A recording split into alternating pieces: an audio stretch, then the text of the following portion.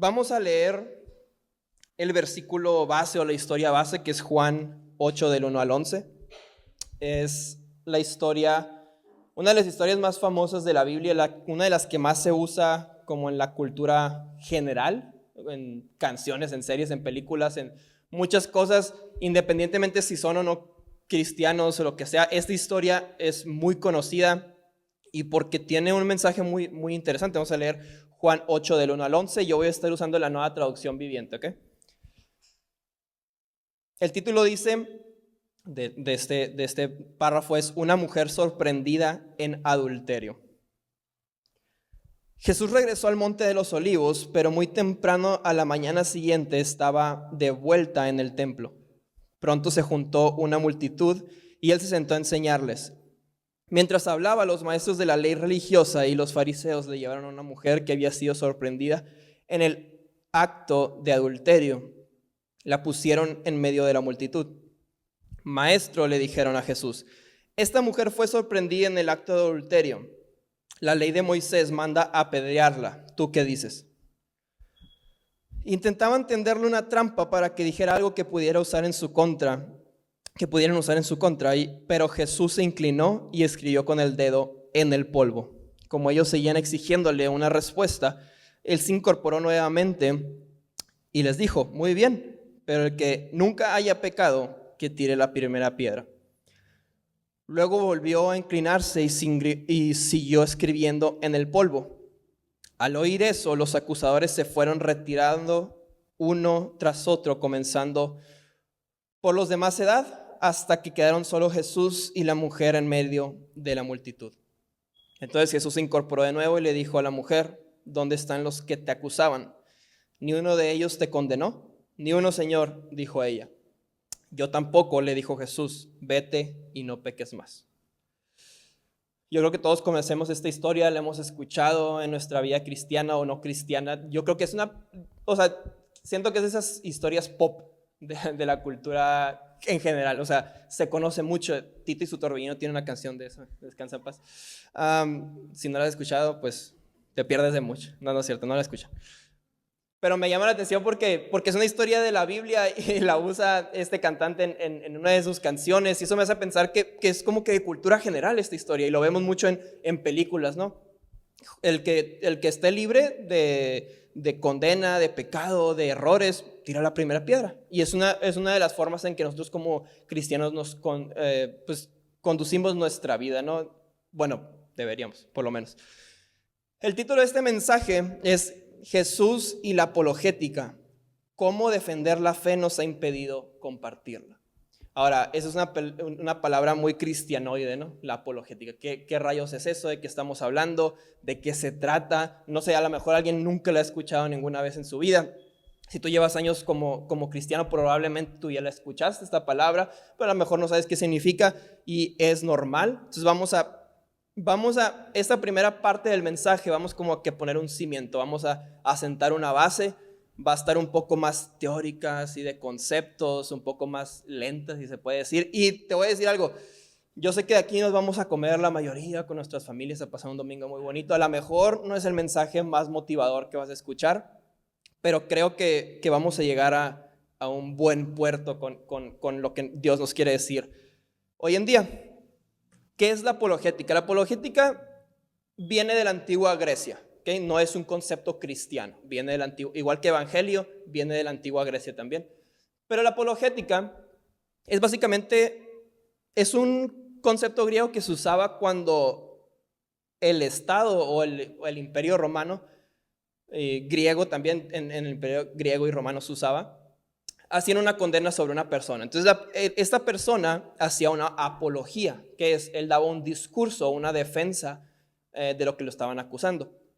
Entonces, este término lo empezaron a adoptar se le llaman pues los cristianos, los apologistas cristianos en el siglo II apenas. O sea, muy iglesia, muy recién nacida, muy bebé por así decirlo. Ellos lo empezaron a usar no para atacar a personas, sino para defenderse de lo que los condenaban a los cristianos. Y normalmente eran cartas o apologías dirigidas al emperador romano. No más que el emperador romano no los pelaba. O sea, le escribían cartas y un un rollote ahí, pero normalmente pues no los leía, le valía, ¿no? Pues el emperador. Es como si yo me están juzgando algo aquí en Hermosillo y yo le mando una carta al presidente, pues es como que no, ni le va a llegar, pues, ¿sabes cómo? Entonces era algo así lo que estaba sucediendo, y luego el imperio romano muy grande, muy importante, el emperador era casi Dios en la tierra, entonces pues estas cartas de apología, de defensa, no les llegaban a los emperadores, pero pues los cristianos igualmente lo usaban. Entonces, para resumir, la apología dentro del contexto cristiano es una defensa, justificación de una idea o doctrina, y su origen se remonta a los discursos de autodefensa en la antigua Grecia. O sea, que nosotros, los teólogos, usan este concepto, esta rama del estudio de la Biblia, que es la teología, usan esta rama de la apologética para hacer una defensa de las doctrinas cristianas, ¿ok? Es lo que normalmente se usa. Ahora, una de las apologías más famosas y de donde viene todo este movimiento es de un filósofo probablemente el más importante de la historia, y se llama Sócrates. Sócrates es un personaje muy interesante porque él nunca escribió nada. El que escribió por Sócrates, todos hemos escuchado, yo creo que estos tres nombres, y así es la consecuencia. Sócrates fue el maestro de Platón, y Platón fue el maestro de Aristóteles, y Aristóteles hizo un chorro de cosas, o sea, y sentó las bases de la filosofía en general, hizo un chorro de cosas muy impresionantes para su tiempo. La forma de pensar de estas personas era muy adelantada, pues, porque fue por ejemplo, Sócrates nació en el 470 antes de Cristo, o sea, 470 años de que naciera Jesús, o sea, mucho tiempo antes. Entonces, Sócrates no escribía nada, sino que él literalmente hablaba con las personas. Esa era su forma de hacer filosofía. Para él era lo más importante, hacer filosofía. Entonces él caminaba, imagínense caminando, un loquito caminando por el centro, así lo ven la mayoría, y él decía que hablaba con ricos y con esclavos. Él decía que para él el ser humano tenía la misma importancia. Si tú a un esclavo lo dejabas libre, ese esclavo iba a tener la misma capacidad de razonar que el libre.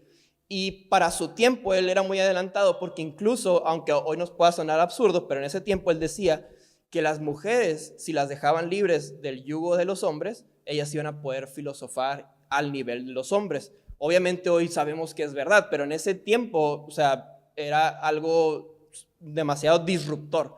Sócrates diciendo, la mujer tiene la misma capacidad de razonar que el hombre. Entonces este es Sócrates, él platicaba con todos, él no escribía nada. Platón escribió sus diálogos, y hay un diálogo de Platón que se llama La Apología de Sócrates. Entonces a Sócrates lo condenan básicamente por religiosidad, porque supuestamente él era ateo, algo así, pero no es cierto. O sea, Sócrates solamente cuestionaba al imperio y decía, tenemos que llegar a cosas mejores, o sea, vamos a hacer preguntas para progresar como sociedad. Entonces lo condenaron y le dijeron, o te condenamos a muerte, tienes tres opciones: te vas de Atenas, o sea, te dejamos libre, vete, dejas de hacer lo que estás haciendo, la segunda opción, o la tercera, te condenamos a muerte. Ya era un poco grande Sócrates, y para él era muy importante dejar un legado, y él dijo, yo no me voy a ir porque este es mi hogar, o sea, Atenas es mi hogar y aquí nací y me quiero morir.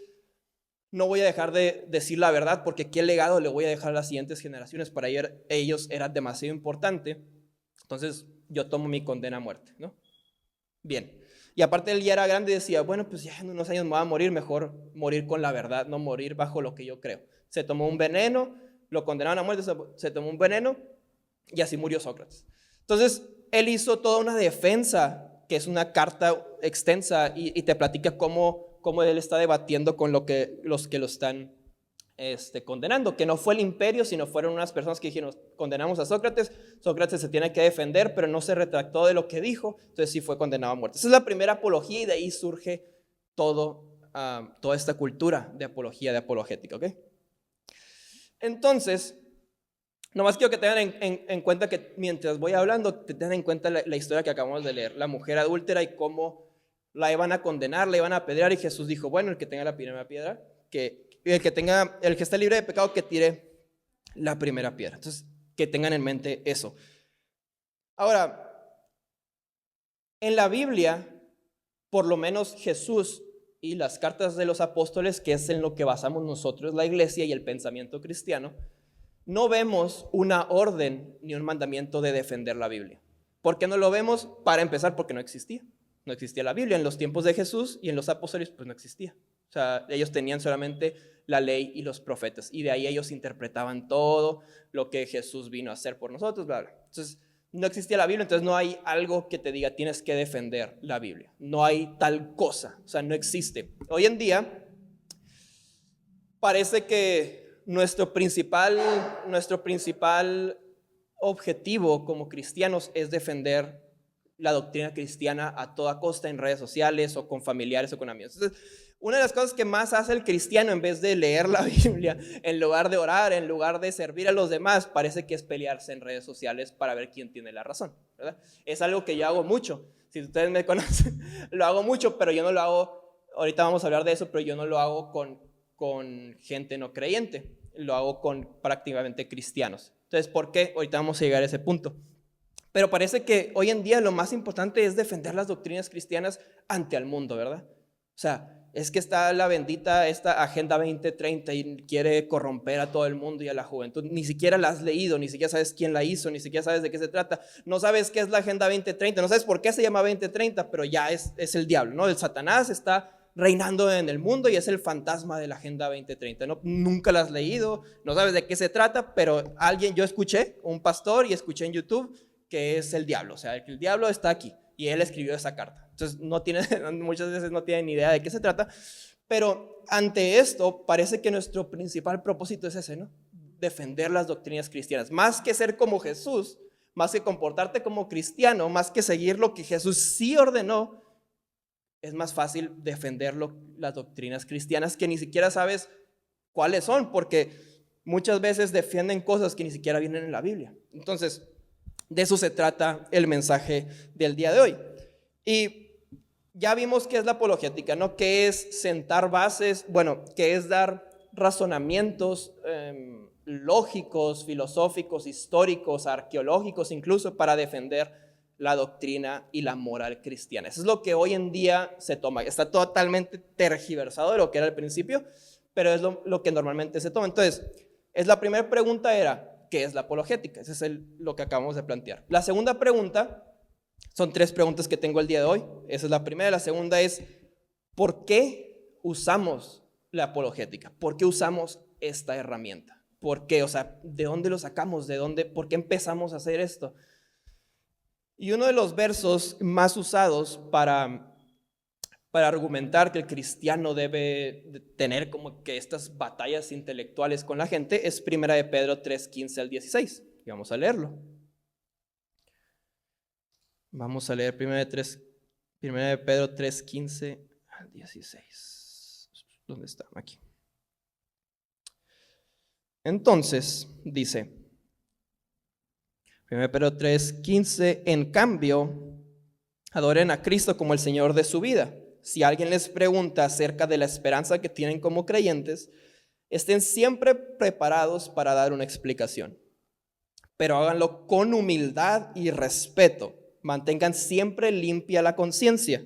Entonces, si la gente habla en contra de ustedes, será avergonzada al ver la vida recta que llevan porque pertenecen a Cristo. Entonces, me metí a estudiar y a investigar centros de estos de apologética cristiana y cuál es el fundamento que ellos usan para que el cristiano deba de pelearse en redes sociales. Y parece que en todas las páginas encontré este versículo. Entonces decían, porque primero Pedro dice lo que acabamos de leer, el cristiano debe defender la doctrina cristiana. Ahora, no dice nada de eso. No dice nada de eso. Dice, si algunos les preguntan acerca de su esperanza en Jesús, ustedes tienen que estar preparados para dar una respuesta. Ahora, no dice, si alguien les pregunta acerca de que Génesis 1 es literal, tienen que estar preparados para dar una respuesta. Si alguien les pregunta cómo sucedió lo del arca de Noé, si es realidad, ustedes tienen que estar preparados para dar una respuesta. No dice eso. No dice eso. Si alguien les pregunta, porque hay un debate mucho en redes sociales de cuántos años de antigüedad tiene el planeta Tierra, ¿no? Entonces, la Biblia, si nos vamos literal a la Biblia, si contamos más o menos ahí, puede tener entre unos 6,000, 8,000 años según lo que podemos encontrar en este libro. Ahora, si tú te pones serio, no es así. O sea, no es cierto, no tiene 6,000, 8,000 años. O sea, como que los perros fueron domesticados hace como 50,000 años más o menos. Los gatos más o menos como en 20,000, 30,000 años atrás. Y hay muchas cosas que nos pueden hacer ver que 6,000, 8,000 años son muy pocos para que la tierra exista. Entonces, por eso Pedro no te está diciendo, tienes que defender a toda costa la ley de Moisés o algo así. No, lo que te está diciendo Pedro a la iglesia temprana es que tienen que defender su esperanza en Jesús. Pero dice, con humildad y respeto. Por lo tanto, si tú no tienes humildad y respeto, ya te alejaste totalmente de lo que Pedro está enseñando. O sea, para empezar, ya no estás siguiendo ese mandamiento. Humildad y respeto ya se perdió. Si lo pierdes, olvídate de que estás siguiendo este versículo. Y después dice, ellos van a quedar avergonzados por la vida recta que lleven. No dice, van a quedar avergonzados por el conocimiento que tienes. No. Dice, ellos van a quedar avergonzados por su vida recta como seguidores de Jesús. Pero se nos hace mucho más sencillo dar argumentos que estudiamos y repetimos que llevar una vida recta. Es mucho más sencillo que seguir lo que Pedro nos está diciendo. Es, bueno, yo me aprendí que este teólogo, pastor, predicador dijo esto, me lo voy a aprender al pie de la letra. Entonces cuando alguien me pregunte, pues le voy a decir eso. Ya, me salí, entonces estoy siguiendo lo que Pedro me está enseñando. Estoy defendiendo el reino de Dios. Pero Pedro dice, oye, ten una vida recta y la gente va a quedar avergonzada al criticarte porque sigues a Jesús. Entonces, parece que el cristianismo está bajo amenaza, ¿no? Yo lo he escuchado mucho. Es que hay una guerra del cielo y el cristianismo y Satanás quiere atacar a su iglesia. Parece que el cristianismo está bajo amenaza en redes sociales porque dejan a dos personas del mismo sexo casarse. Entonces, están bajo amenaza, bajo las leyes de Dios. No tiene nada que ver. Vivimos en una sociedad que tiene una pluralidad de personas, de pensamientos, y te guste o no la forma de gobierno que tenemos, pues es una democracia. Te guste o no, no importa. Entonces se vota a favor o en contra de lo que tiene que pasar. Te guste o no. No tiene nada que ver que estén en contra de Dios. Así son las cosas. No es un ataque directo a la iglesia. No funciona así. No, y aparte, no vemos esto en la Biblia en ninguna parte. Cuando vemos de persecución, porque me da mucha risa, que dicen la iglesia, por ejemplo, en México, o sea, hazme el favor, la iglesia en México está sufriendo persecución en México. ¿De qué estás hablando? ¿De cómo? Nomás porque prohíben leyes que no te gustan a ti o que estás en contra tú. ¿Por eso está siendo la iglesia perseguida? Léete los primeros 3 siglos de la iglesia y cómo los mataban, literal. No seas, o sea, ve los apóstoles cómo murieron, ve gente en Medio Oriente cómo la han asesinado por creer en Jesús. Y tú estás diciendo que porque aprueban una ley la iglesia está siendo perseguida. Es absurdo y literalmente, yo creo, le estás faltando el respeto a esas personas que sí murieron por creer en Jesús. Y los mártires no solamente son que matan cristianos, no, es porque asesinaron a alguien que confesó que Jesús es Dios y lo mataron por esa razón. Ese es un mártir. Pero no más. Cuando Jesús dice van a sufrir persecución, no dice van a sufrir persecución ideológica. No dice van a aprobar leyes que están en contra de los mandatos de Dios. No, dice literalmente van a sufrir persecución.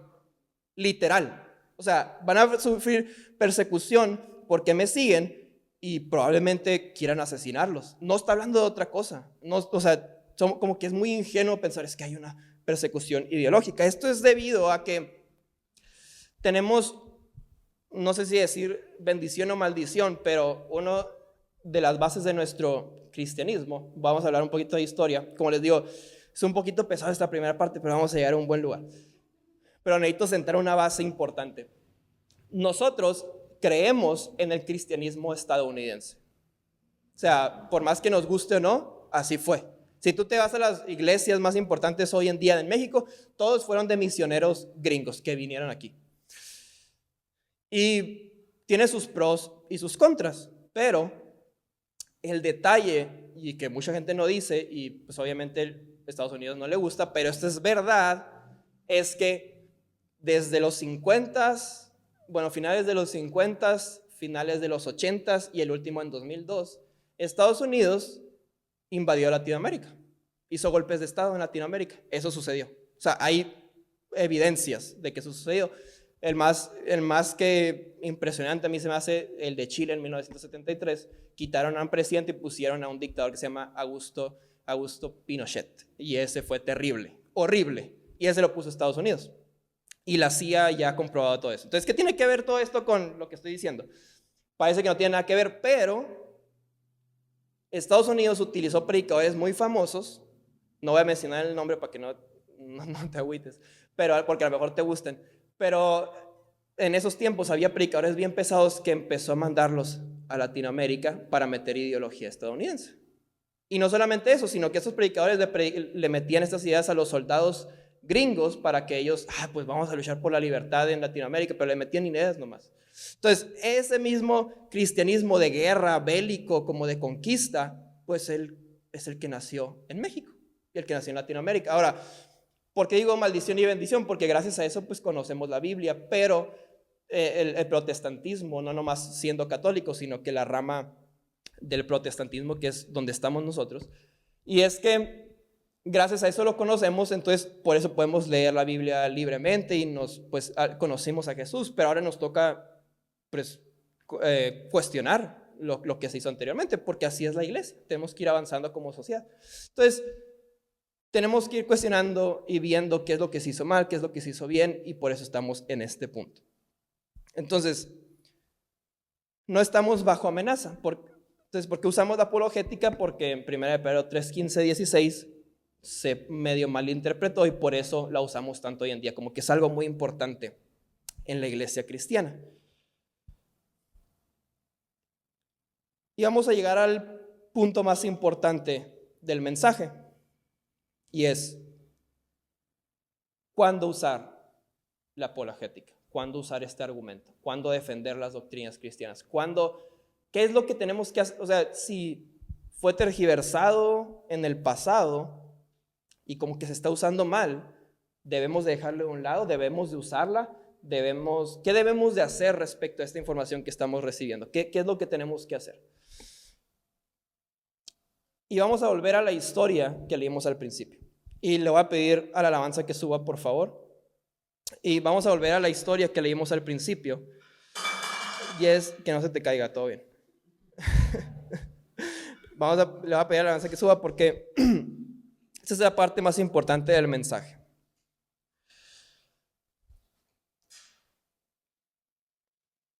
¿Cuándo usar esta herramienta? ¿Cuándo defender o no defender? ¿Qué es lo que tenemos que hacer como seguidores de Jesús? Y tenemos que usarla como Jesús la usaba. Jesús sí daba argumentos, razonamientos, sí defendía de alguna forma, pero ¿qué defendía? ¿Qué es lo que él hacía? Y es que Jesús usaba su conocimiento de la ley para defender al débil. Jesús usaba su conocimiento bíblico, si lo queremos traer hoy en día, para defender al condenado. Jesús usaba, pues, si creemos que Jesús es Dios, si creemos que Él inspiró estos libros, obviamente es el que más sabe, ¿verdad? ¿Estamos de acuerdo? Y si te das cuenta, Jesús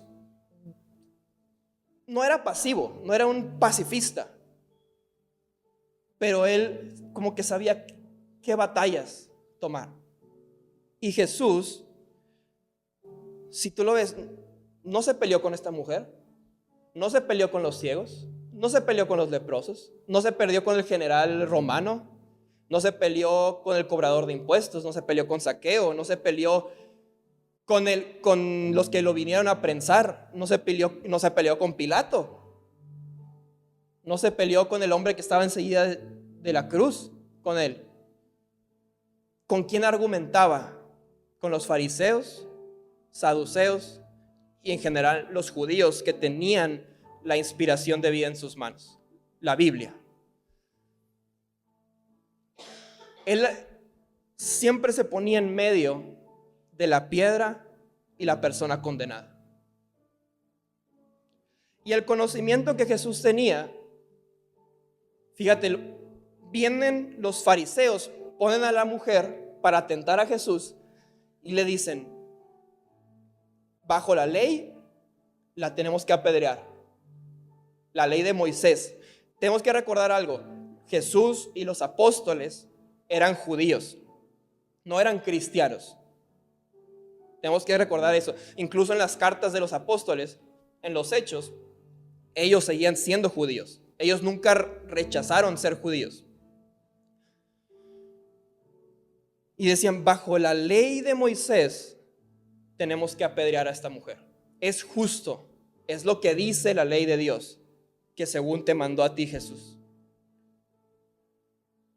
Es lo justo apedrear a la mujer y condenarla prácticamente a muerte. Y Jesús sabía que eso, la ley decía eso. Pareciera que Jesús está en jaque, ¿no? Como cuando nos dicen a nosotros: Él está en pecado, ellos están incorrectos, es justo que los condenemos. Y como que hoy en día, por las redes sociales, como el mundo ya está muy conectado, parece que siempre nos enfrentamos a esta decisión de Jesús. De Jesús, el condenado, y alguien que quiere condenar. Parece que constantemente y día a día estamos bajo esta decisión. ¿Qué tenemos que hacer? Y Jesús sabía que la mujer, de alguna forma, conforme a la ley de Moisés, debía ser apedreada. Él sabía que era realidad. Pero Jesús usó todo su conocimiento, su razonamiento, sus herramientas para decir: ¿sabes qué? Está bien, es válido, tienen razón. Pero el que quiera hacerlo, el que esté libre de condena, como la están condenando a ella, tire la primera piedra. El que esté libre de condena tiene toda la autoridad de apedrearla. Y dice que uno a uno, empezando del mayor a los menores, soltaron las piedras. Esto me encanta que lo aclare. No dijeron todos los fariseos empezaron, no, del mayor, o sea, del más sabio, del que tenía más conocimiento, del que entendió es cierto. Y con el ejemplo del mayor, uno a uno fueron tirando las piedras. Y es lo que tenemos que hacer como cristianos. Los que tenemos más tiempo que otros, enseñarle a los demás: no vamos a tirar la piedra, porque tú y yo estamos en la misma situación que esa mujer. Te voy a decir algo: si estás dispuesto a condenar a alguien, también tienes que estar dispuesto a que Jesús te recuerde tus errores. Porque no los detuvo y les dijo: no tiren nada. No, les dijo: si la están condenando, recuerden sus errores, su pasado, sus faltas, y si están limpios, tiren la piedra. Si no quieres ser condenado, no puedes condenar al siguiente, no puedes condenar al pecador, no puedes condenar al débil, no puedes condenar a aquel que necesita de Jesús, porque si no, ahí sí te encuentras a Jesús, pero un Jesús que no te va a gustar, un Jesús que va a proteger a la mujer, un Jesús que va a proteger al enfermo, un Jesús que va a proteger a la oveja perdida. Ese es el Jesús que yo tenemos, porque nos encanta decir: Jesús va a venir como un león rugiente, sí, pero va a venir así a condenar a aquellos que condenan al débil. Sí va a venir como un protector, un guerrero, pero no para estar de tu lado, sino para estar del lado de la mujer que está siendo condenada. Ese es el Jesús que tú y yo tenemos. Hay una historia que me encanta, que es un hombre ciego. Creo que está en Juan 9 o Juan 7, un poquito antes o después de esta historia. Y es el hombre ciego que Jesús, que le preguntan los discípulos: ¿quién pecó? ¿Él o sus padres para que esté ciego? ¿Quién pecó? Porque según la ley de Moisés, para estar en esa condición, alguien tuvo que haber pecado, alguien se tuvo que haber equivocado. ¿Quién pecó para que esa persona tuviera cáncer? ¿Quién pecó para que ese no pudiera caminar? ¿Quién pecó para que ese fuera adicto? ¿Quién pecó para que robe? ¿Quién pecó? Y me encanta Jesús. Me encanta Jesús porque dice: ninguno. Esto es para la gloria de Dios.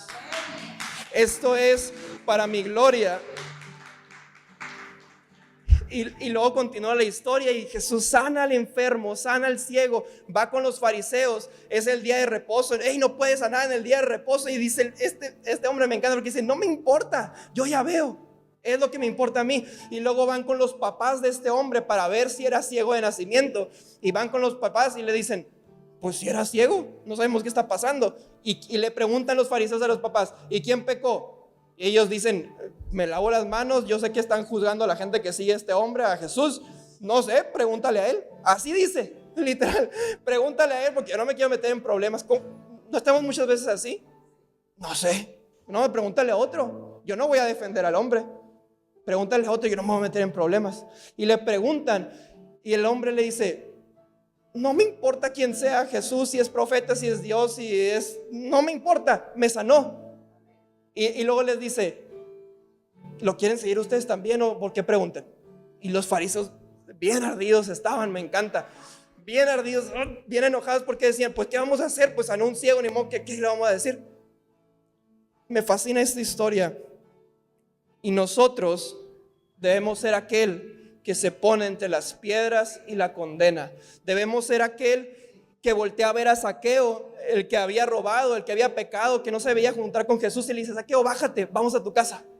Tenemos que ser aquel que dice: no me importa quién pecó, vas a ser sano. Tenemos que ser aquel que se pone entre la condena y las personas. Tú decides quién quieres ser. ¿Quién quiere ser? El fariseo que toma la piedra y la quiere tirar. Hazlo, sé ese fariseo. Pero nosotros, iglesia, estamos llamados a ser como Jesús. Si tú quieres ser como Jesús, tienes que comportarte como Jesús y no ser el que tira la piedra, sino el que empieza a escribir en el polvo y decirle: tira la piedra. Si crees que no has fallado, tírala. Tienes todo el derecho de hacerlo. Y sabes algo, si puedes pelearte con alguien, si puedes argumentar con alguien, si puedes ponerte en una discusión con alguien, pero no es con el inconverso, con el del mundo, con el no creyente. Si vas a ponerte en discusiones en tu familia, con tus grupos de amigos, en Facebook, si te vas a poner a discutir, que sea para defender al condenado. Si puedes, tienes permiso, pero para defender a aquel que está siendo condenado, a aquel que quiere ser apedreado, a ese. Peléate en Facebook, no pasa nada, tienes permiso, pero que sea para defender al débil, que sea para defender al condenado. Nos encanta decir: eres bienvenido, ¿verdad? Bienvenido, ven tal como eres. Eso es lo que más se dice en la iglesia. Pero hay una diferencia entre decir: para venir tienes que parecerte a nosotros, y luego perteneces a nosotros. Parece que así lo decimos: eres bienvenido, pero a la entrada te tienes que parecer a nosotros y luego permaneces, en lugar de decir perteneces a nosotros. No queremos gente igual, no queremos eso. Estaban unánimes juntos en su idea de Jesús, pero no eran los mismos, pensaban igual. Nuestra meta no es ser como nuestro pastor Gio, así igualitos. No, es ser diferentes. Ser personas que viven cosas diferentes, caminan diferente, tienen edades diferentes, pensamientos diferentes, pero juntos estamos en el camino de parecernos más a Jesús, y esa es nuestra meta. Juntos apoyarnos para creer más en Jesús, para parecernos más a Jesús. Y el último punto es el argumento más efectivo, y ese viene en Juan 13:35.